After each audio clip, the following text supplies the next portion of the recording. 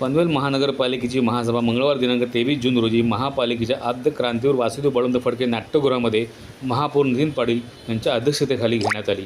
यावेळी नगरसेविका आर्या प्रवीण जाधव यांनी वृक्ष संवर्धनाबाबत आपले मत मांडून सूचना केली। वृक्ष प्राधिकरण समिती पनवेल शहर झपाट्याने विकसित होत आहे। मोठमोठे प्रकल्प, वाढती लोकसंख्या आणि शहरीकरण यामुळे पर्यावरणावर ताण निर्माण होत आहे। अशा परिस्थितीत वृक्ष संवर्धनासाठी सक्षम आणि प्रभावी यंत्रणा असणे आवश्यक आहे। त्यामुळे वृक्ष प्राधिकरण समितीची स्थापना ही केवळ औपचारिकता न राहता प्रत्यक्ष काम करणारी आणि नागरिकांप्रती उत्तरदायी असावी हीच अपेक्षा आहे। या समितीमार्फत शहरातील वृक्षांचे सर्वेक्षण, अवैध वृक्षतोड रोखणे, नव्याने वृक्षारोपण करणे आणि लावलेल्या झाडांची योग्य देखभाल होणे यावर विशेष लक्ष दिले गेले पाहिजे। अनेक वेळा वृक्षारोपणाचे कार्यक्रम होतात परंतु त्याची देखभाल होत नाही, यावर विशेष लक्ष दिले पाहिजे।